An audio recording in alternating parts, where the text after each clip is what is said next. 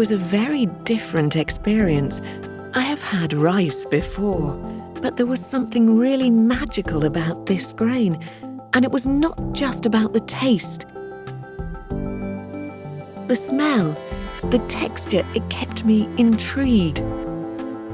I felt there was a lot more to the grain they called basmati. So I set out to know more about it.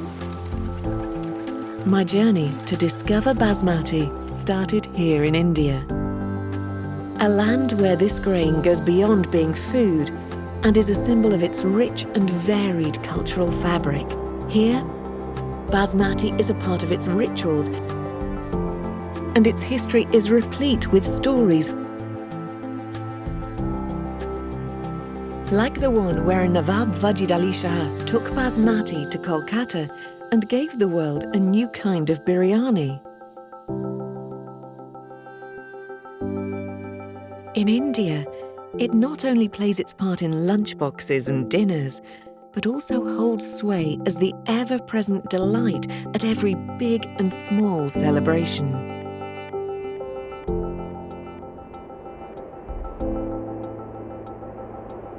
My quest took me to the foothills of the great Himalayas, in the lap of the world's highest mountain range, where the alluvial silt flowing from the rivers makes the soil extremely fertile, rich in nutrients, and ideal for growing basmati.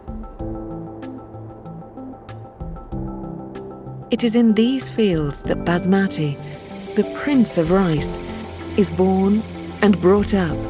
A small patch of land is specially prepared, and in the month of April, the first step, sowing, begins.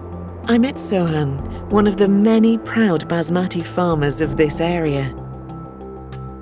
Basmati की जो देख रेख है वो sir अपने बच्चों की तरह होती है, बस वैसे ही करनी पड़ती है। Soon the green buds started appearing and slowly filled up the small patch of land called the nursery. And they were shifted to the big fields in a meticulous and intricate process called transplanting. What I saw was a magical blend of science and tradition as the farmers carefully picked the buds and planted them in a big field. The buds were precisely spaced to ensure that each bud got the right amount of nutrients, sunlight, and enough room to grow. The transplanting was done, and the wait began for our buds to become crops. Now my journey brought me to another part of northern India, Kurukshetra, the land of the Mahabharata, and it was here that I took the story of basmati forward. The basmati crop was in its green stage and ready to flower. For the farmer, the vigil continued. Unlike regular rice, the basmati takes more time to ripen and be ready for harvest. This extra time not only increases the care the farmer has to put in, it also increases the risk of bad weather and crop diseases. But farmers who grow basmati give it their all. Dan Singh, one of the oldest farmers, gave us a glimpse. Basmati जी चावल के लिए पहले तो पनीरी तैयार करनी पड़ा जी। पनीरी तैयार करके जी फिर जब वो मान ली 20-25 दिन की हो जा, फिर खेत तैयार करना पड़ा पानी छोड़ का, उसको तैयार करके फिर वो पनीरी उखाड़ का, फिर वो मजदूरों से वो लगाई जाती है जी। इसके पूरे उगने में जी कम से कम 4 महीने लगी जा जी। पूरा टाइम यहीं रहना पड़ा जी इसकी देखभाल के लिए, पानी भी देना, खाद भी करवाना, स्प्रे भी करवानी है।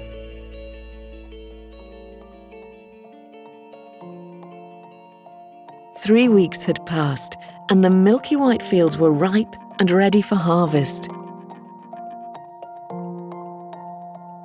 These beautiful golden layers were all set to begin the next part of their journey.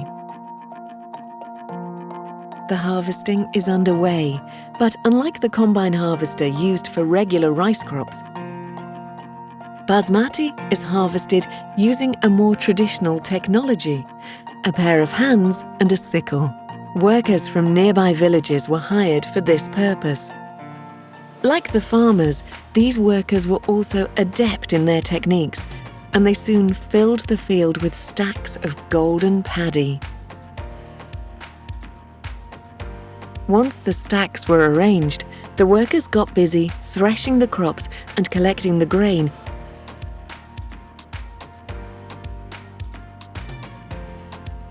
using just their hands and an empty drum.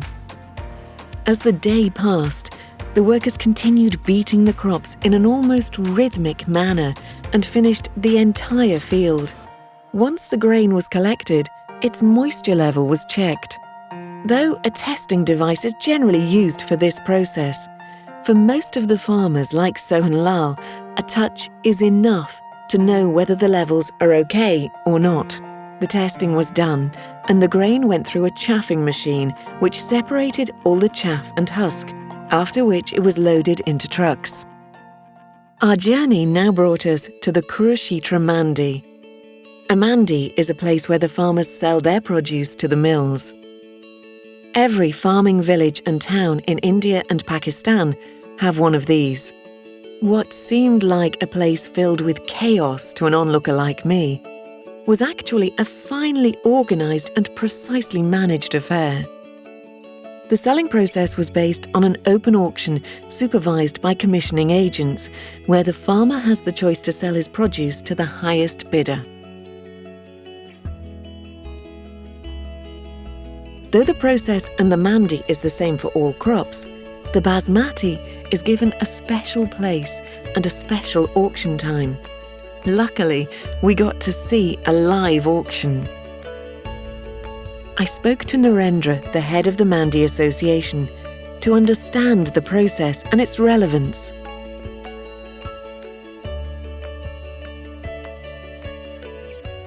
Option से थोड़ा किसान को कंपटीशन मिल जाता है, व्यापारी में क्वालिटी के हिसाब से थोड़ा कंपटीशन जाता है, अच्छी क्वालिटी के अच्छे दाम मिल जाते हैं। ऑप्शन नहीं होगी तो कोई भी व्यापारी कुछ भी रेट लगा के चला जाएगा, तो उससे एक थोड़ा डिसाइड हो जाता है कि ये क्वालिटी में इसमें क्वालिटी है, उसके दाम अच्छे मिल जाते हैं किसान को। ऑप्शन ज़रूरी है किसान के लिए, और टैग पे ऊपर रेट डिसाइड होता है, ये रेट है इस डेट का और इस आड़ती से हमने परचेज किया, ये किसान है, तो उसमें ट्रांसपेरेंसी होती है, टोटल ट्रांसपेरेंसी है, रेट की, डेट की, कब की है।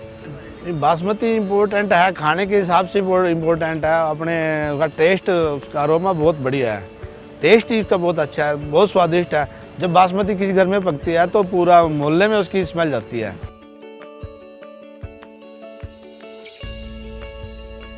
The mandi functions like a well-oiled machine. Once the deal was done, the produce was cleaned again, packed in sacks, weighed, and the sacks were stitched shut.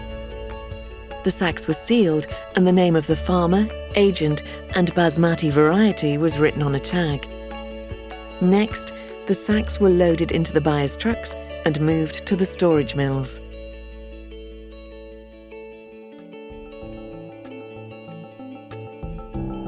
The amount of work that went behind the basmati was slowly getting revealed, and the picture was getting clearer. But there was one question that kept buzzing in my head.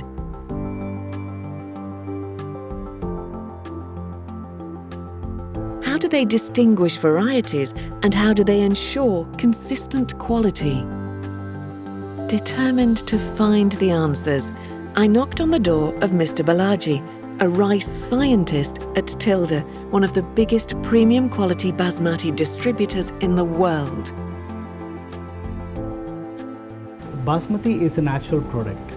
Its unique characteristics like long grain, sweet texture, nutty aroma, and a fluffy cooked rice texture make it a unique rice in the world. At Tilda Hain, as a quality management function, starting right from year-on-year crop health evaluation to better quality management function, to aging of crop, to DNA, microbiology, mycotoxins, and microbiological evaluations, physical and sensory evaluation.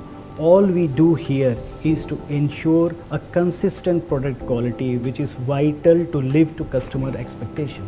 In other words, what we do here, we use lot of science and technology to ensure the magic of basmati stays as it should.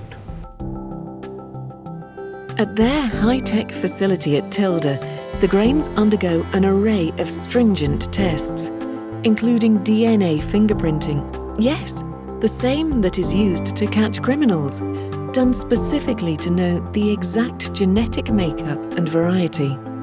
All this left me with a sense of awe, and suddenly the basmati I knew became even more interesting.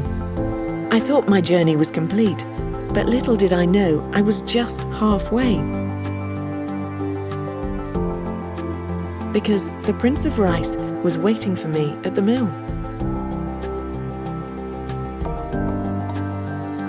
The very next day, I was at a milling factory, watching the sacks of grain enter a new phase of their lives, one that lasts almost a year.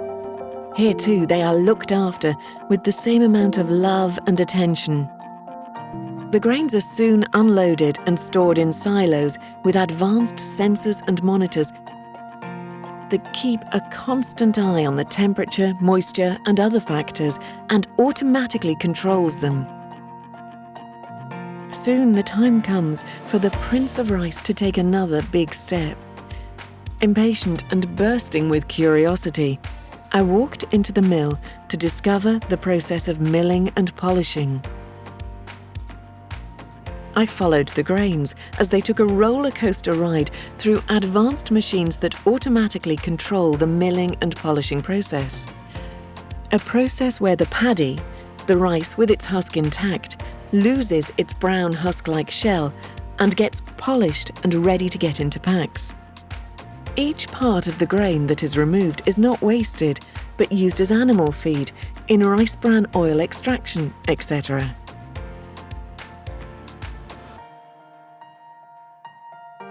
Basmati grains are quite fragile. We have to handle basmati rice gently, and our unique process allows us to do that and to produce an end product that is of the highest quality. It undergoes what we call a pre-cleaning stage, milling stage, polishing stage, sorting stage and grading stage, which then produces the end result of the basmati rice that we produce.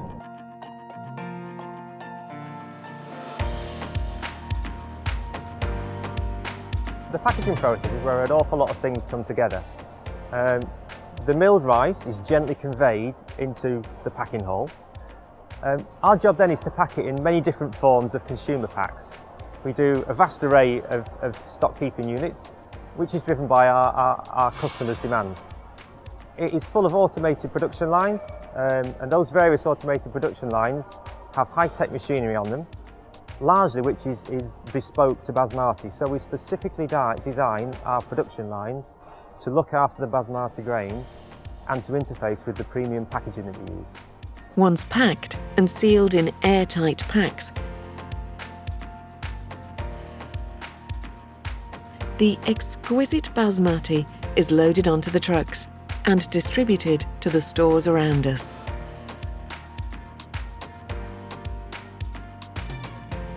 The intriguing journey of the basmati has now come to an end.